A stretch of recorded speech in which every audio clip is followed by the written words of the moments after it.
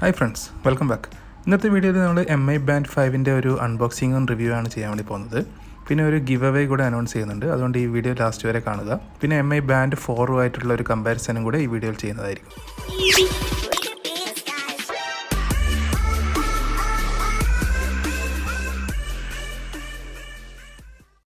അപ്പോൾ നമുക്ക് MI Band 5 പരിചയപ്പെടാം. ഓക്കെ, നല്ലൊരു ബ്ലാക്ക് കളർ ഡിസൈനിലാണ് വരുന്നത്. ഒരു 5 എന്ന് പറഞ്ഞിട്ടൊരു ബിഗ് ലെറ്ററിൽ അവിടെ കാണാൻ വേണ്ടി പറ്റും. നല്ലൊരു അടിപൊളി ബോക്സും കാര്യങ്ങളൊക്കെയാണ് നമുക്കിവിടെ കാണാൻ വേണ്ടി പറ്റുന്നത്. ഇനി കുറച്ച് ഫീച്ചേഴ്സും കാര്യങ്ങളൊക്കെ നോക്കുകയാണെങ്കിൽ ഇതിലൊരു ലാർജ് ഡൈനാമിക് കളർ ഡിസ്പ്ലേ ആണ് വരുന്നത്. പിന്നെ 11 സ്പോർട്സ് മോഡ്സ് അവൈലബിൾ ആണ്. 50 മീറ്റർ വരെ വാട്ടർ റെസിസ്റ്റൻ്റ് ആണ്. പിന്നെ ഇതിലൊരു പുതിയൊരു ഫീച്ചർ അവർ ആഡ് ചെയ്തിരിക്കുന്നത് വിമൻസ് ഹെൽത്ത് ട്രാക്കിംഗ് കൂടെ ഇതിൽ ഓപ്ഷൻ ഉണ്ട്. പിന്നെ 24 hours ഹേർട്ട് റേറ്റ് മോണിറ്ററിങ്, പിന്നെ സ്ലീപ്പ് മോണിറ്ററിങ്, പിന്നെ 14 ദിവസത്തെ ബാറ്ററി ലൈഫ്. അതുപോലെ പ്രീവിയസ് വേർഷനുമായിട്ട് കമ്പയർ ചെയ്യുമ്പോൾ നല്ലൊരു ഇമ്പ്രൂവ്ഡ് ഫീച്ചേഴ്സും കാര്യങ്ങളൊക്കെയാണ് കാണുന്നത്. ഇതാണ് നമ്മുടെ MI Band 5. ബാൻഡ് പരിചയപ്പെടുന്നതിന് മുമ്പ് ബോക്സിലെ കണ്ടന്റ് എന്തൊക്കെയാണ് നമുക്ക് നോക്കാം. ഇപ്പോൾ ബോക്സിൽ നമുക്ക് എടുത്ത് നോക്കുകയാണെങ്കിൽ ഫസ്റ്റായിട്ട് നമുക്ക് കാണാൻ വേണ്ടി പറ്റുന്നത് ചാർജറാണ്. ഒരു മാഗ്നറ്റിക് ചാർജറാണ് ഇത് വരുന്നത്.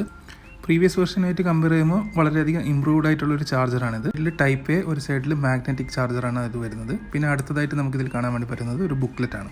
ഇതൊരു ഗ്ലോബൽ വേർഷൻ ആയതുകൊണ്ട് തന്നെ ഇതിൽ ഫുള്ളായിട്ട് ഇംഗ്ലീഷിലാണ് കണ്ടന്റും കാര്യങ്ങളൊക്കെ ഉള്ളത്. നിങ്ങൾക്ക് എന്തെങ്കിലും ഡൗട്ടോ കാര്യങ്ങളോ ഉണ്ടെങ്കിൽ ഈ ഒരു ബുക്ക്ലെറ്റ് നോക്കിയതാണെങ്കിൽ നിങ്ങൾക്ക് അതിൻ്റെ ഡീറ്റെയിൽസും കാര്യങ്ങളൊക്കെ കാണാൻ വേണ്ടി പറ്റുന്നതാണ്. ഓക്കെ, നമുക്കതവിടെ മാറ്റി വെക്കാം.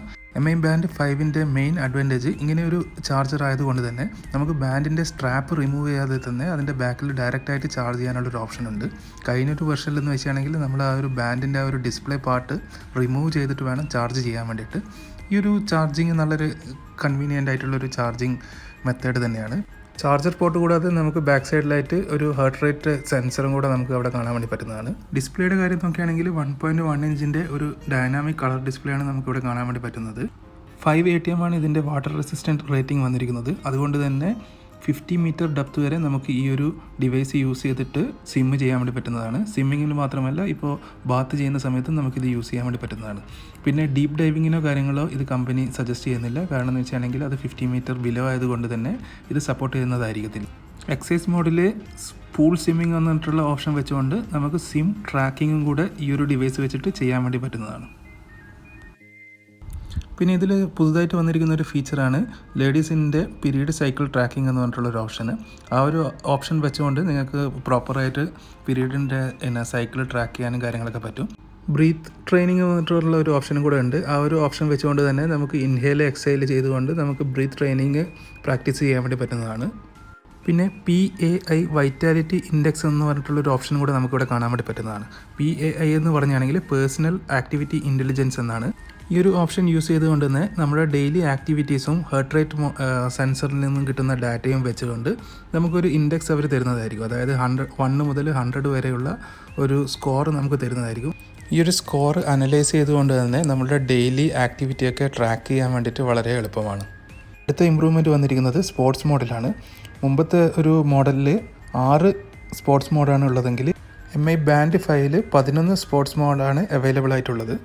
വർക്കൗട്ട് എന്ന് പറഞ്ഞിട്ടുള്ള ഓപ്ഷനിൽ നമുക്ക് ക്ലിക്ക് ചെയ്താണെങ്കിൽ outdoor running, treadmill, cycling, walking, freestyle, pool swimming, ഈ 6 മോഡുകൾക്ക് പുറമെ elliptical, rowing machine, jump rope, indoor cycling, yoga എന്ന് പറഞ്ഞിട്ടുള്ള 5 പുതിയ മോഡുകളും നമുക്കിവിടെ കാണാൻ വേണ്ടി പറ്റുന്നതാണ്.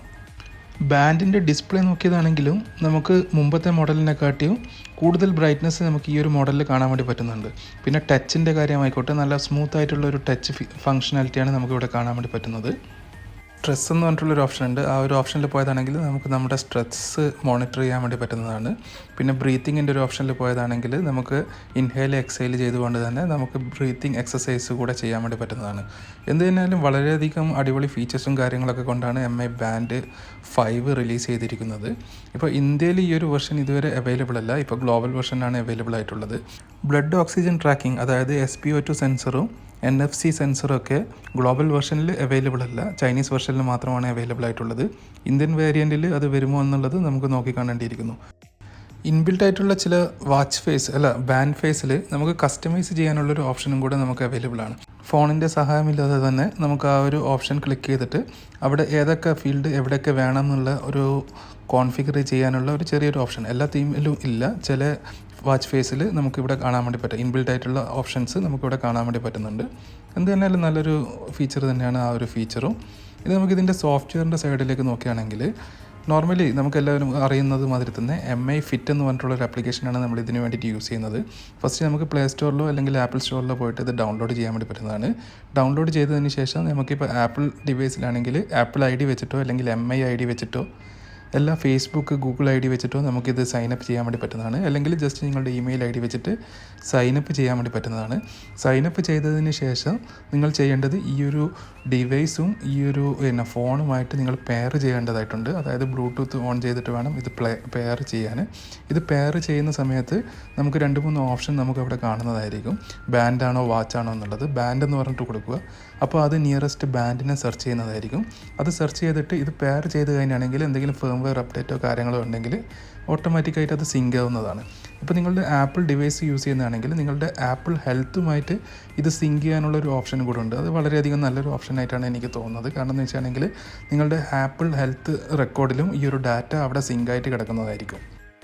ഇനി നമുക്ക് MI ബാൻഡ് 4ഉം MI ബാൻഡ് 5ഉം തമ്മിലുള്ള ഡിഫറൻസ് നോക്കാം. ലെഫ്റ്റ് സൈഡിലിരിക്കുന്നത് MI ബാൻഡ് 5 ആണ്, റൈറ്റ് സൈഡിലിരിക്കുന്നത് MI ബാൻഡ് 4 ആണ്.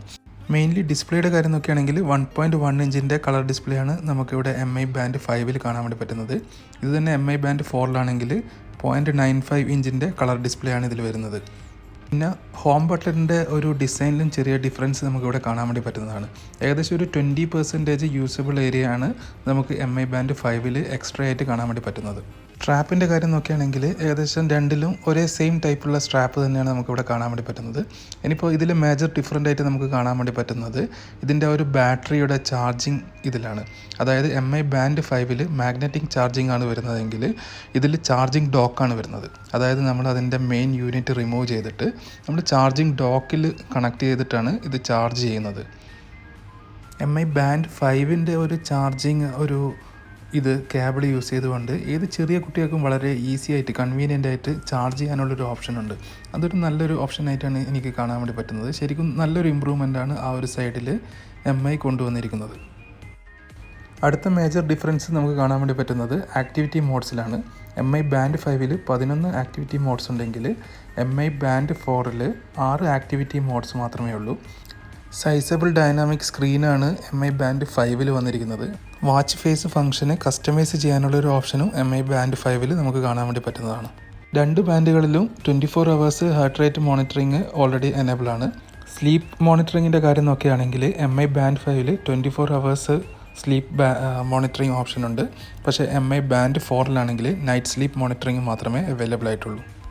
Breathing exercise, PAI index, female health utility, remote smartphone camera control എന്നിവയൊക്കെ MI ബാൻഡ് 5ൽ പുതുതായിട്ട് ഇൻക്ലൂഡ് ചെയ്തിരിക്കുന്ന ഫീച്ചേഴ്സാണ്. ഈ ഒരു ഫീച്ചേഴ്സ് ഒന്നും MI ബാൻഡ് 4ൽ അവൈലബിൾ അല്ല. ബാൻഡ് 4ൻ്റെ സ്ക്രീൻ റെസൊല്യൂഷൻ വരുന്നത് 120x240 ആണെങ്കിൽ MI ബാൻഡ് 5ൻ്റെ സ്ക്രീൻ റെസൊല്യൂഷൻ വരുന്നത് 126x294 ആണ്.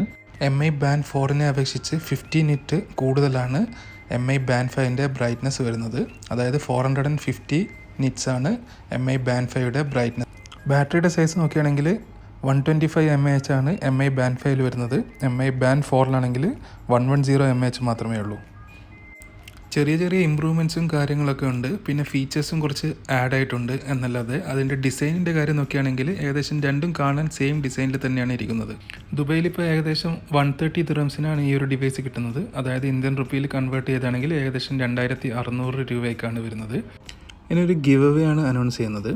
ഒരു സബ്സ്ക്രൈബറിന് നമ്മുടെ ഈ ഒരു MI ബാൻഡ് 5 നമ്മൾ കൊടുക്കുന്നതായിരിക്കും.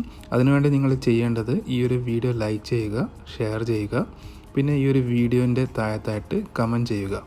ഓക്കെ, കമൻറ്റ് പിക്കറിൽ യൂസ് ചെയ്തുകൊണ്ട് ഒരു വിന്നറിനെ നമ്മൾ പിക്ക് ചെയ്യുന്നതായിരിക്കും.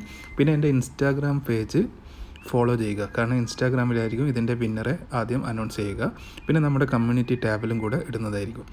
പിന്നെ ഇതിൻ്റെ ഒരു റിസൾട്ട് അനൗൺസ് ചെയ്യുക. ഇന്ത്യയിൽ MI ബാൻഡ് 5 എപ്പോഴാണോ റിലീസാവുന്നത്, എപ്പോഴാണോ ഓൺലൈനിൽ ഓർഡർ ചെയ്യാൻ വേണ്ടി പറ്റുന്നത്, ആ ഒരു സമയത്തായിരിക്കും ഇതിൻ്റെ ഒരു വിന്നറെ അനൗൺസ് ചെയ്യുക. പിന്നെ ഈ ഒരു ഗിവ് അവേ ഒരു ട്രാൻസ്പെറൻ്റ് ആയിട്ട് നടത്താൻ വേണ്ടിയിട്ട് ഇപ്പോൾ ആരായാലും വിന്നർ ആരായാലും അവരുടെ നെയിമും കാര്യങ്ങളൊക്കെ റിവീൽ ചെയ്യേണ്ടതായിരിക്കും. അപ്പോൾ ഈ ഒരു വീഡിയോ നിങ്ങൾക്ക് ഇഷ്ടമായെന്ന് കരുതുന്നു. ഈ ഒരു വീഡിയോ ഇഷ്ടമായതാണെങ്കിൽ ലൈക്ക് ചെയ്യുക, ഷെയർ ചെയ്യുക, കമൻറ്റ് ചെയ്യുക. കൂടുതൽ വീഡിയോസിനായി ഈ ചാനൽ സബ്സ്ക്രൈബ് ചെയ്യുക. താങ്ക്